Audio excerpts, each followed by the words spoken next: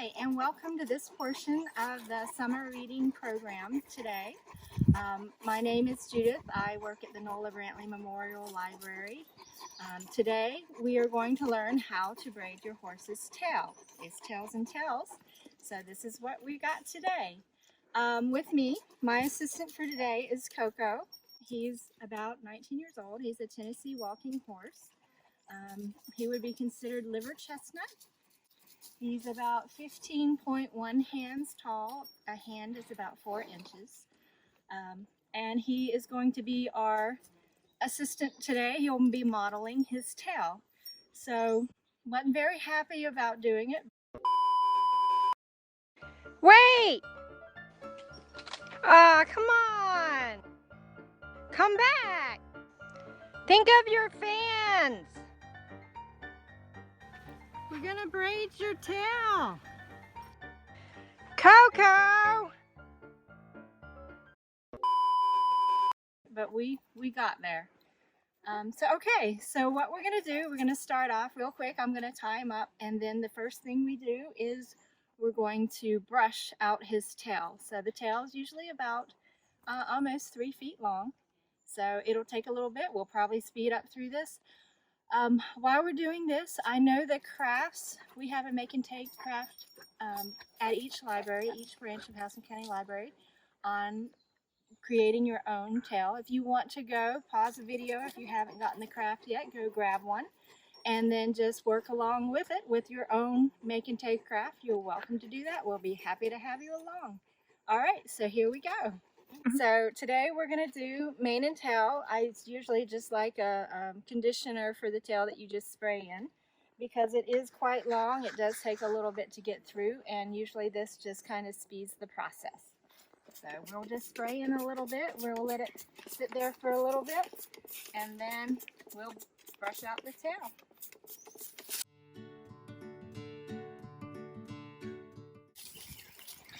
On the tail, you start off, or I do, from the bottom, and I work my way up. You have yarn, so yours is already nicely sorted out for you. You're welcome also to get extra yarn if you want a little more tail to go along. If you want a really bushy tail, just go, if you have it at your house, you can go grab some more yarn, add it to it.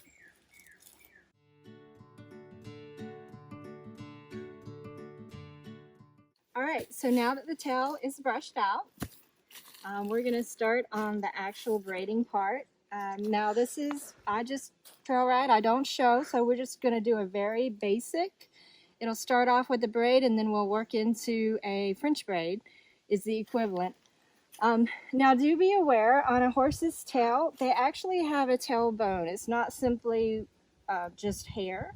The tailbone, I can feel it, and it ends just about right here. So this part is actually a bone that he will use to swish his tail. The tail does not go all the way around the hair. It has one spot, it kind of just grows on the top, and then it turns at this tailbone, just has this whole bunch of hair. So I will say one thing on a safety feature, don't get directly behind a horse. I've known him for about 10 years, so it's pretty low risk, but I probably will be right behind because I'm working directly on the tail. But if you do have a strange horse, I would suggest not getting directly behind him, because that's a little dangerous. All right, so we're going to start on the braid part. So we're going to get 3 pieces right here, and we're going to make 3. You can either get it really fine or not so fine. He's not the most patient horse, so we might be moving a little bit during this. So we start off with 3. We can grab as we go. I'm kind of grabbing big chunks. You can also do smaller pieces of hair too. So we're just going to sit here and just grab one. And there we go. This is a little messy, but that's all right. Like I said, we aren't showing. We're just kind of showing you what to do. So we got the other piece right here. These are all still pretty short strands. We haven't gotten to the long piece of it. but we'll just keep on. So this is kind of like braiding, but then you just grab trunks and it turns, like I said, you'll start just using it like a French braid. We can, depending on how fine we want to get, we can get smaller pieces of hair or bigger pieces of hair. I'm doing kind of bigger pieces of hair because right now I have the smaller size of hair. Length.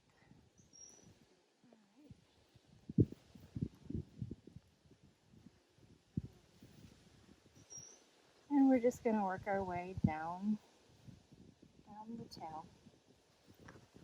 Now, when it comes to clasping, I kind of grabbed a loom rubber bands. You can get either loom bands that are small enough. You can go to a horse feed store that's small enough, McDonald's or Tractor Supply, or Walmart does the looms too. Horsetown. Or Horsetown. Yep, that's near Atlanta. But basically it's just any small rubber band like that will be used to tie the end of it up. Now you can go all the way down the tail and just make like one big like a braided ponytail, or you can kind of end it at this portion just right past the tailbone, which is right here, and then kind of still have a fluffy end at the end of the tail if you still want a little bit of length. If I'm out riding, I kind of like the fluffy tail. It looks nice to me, so I tend to leave a little bit left over, just so he's got that flowing look.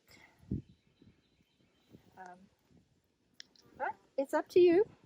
However you want to do your horse's tail. You don't even have to do a braid. There are many different kinds of braids that you can do.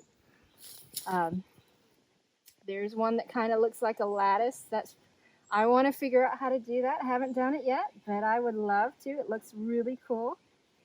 But you're welcome, if you look it up online, you're welcome to look at it and see.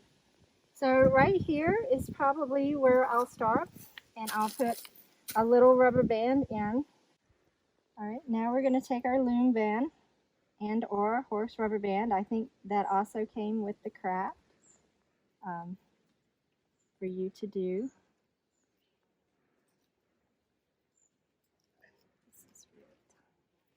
There we go.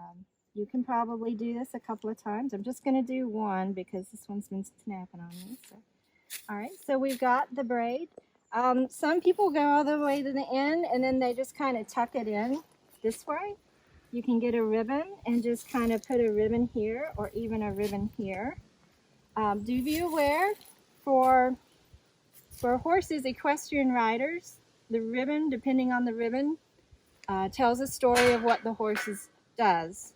For instance, I have a red ribbon here, so if I'm going to tie it on its tail, anytime you see a red ribbon in a horse's tail, that usually means don't get too close for the rider behind him, that they kick. So they're a little sensitive about their space.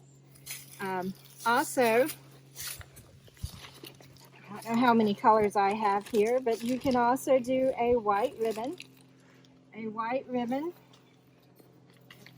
on a horse's tail will mean that the horse is for sale.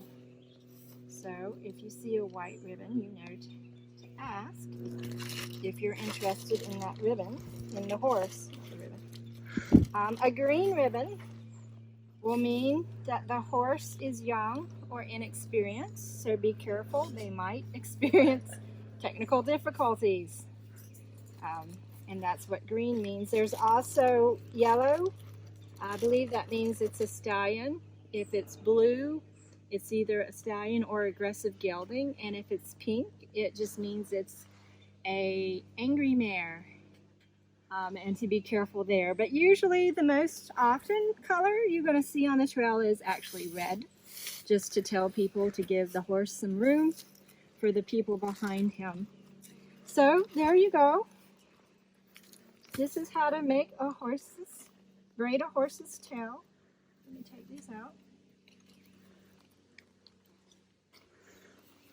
or you can just put in whatever color you like. A horse, fun thing about it, it's got a lot of realty that you can accessorize. The tail is just one part. So if you want to do the mane or anything else, you're welcome to do that. But it's a fun thing to do. I'm going to put in silver, which means nothing, but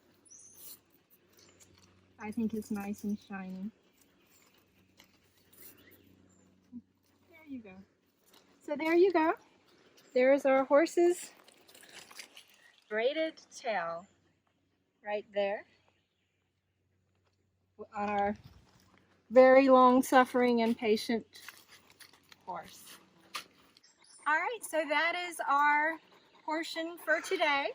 Thanks to Coco, my trusty model, Mistletoe, my trusty assistant, and we will see you later. We hope you have a great summer. If you have anything to add or you have a different picture of the tails that you've done and you want to put it, just leave it in the comments below. We'd be happy to see them. Again, this is just a very basic tail. It's not a show horse or anything like that, but if you have a really intricate tail, just put it in the comments. We'd love to see the pictures. All right, and good luck on your craft. Thank you for coming. Bye.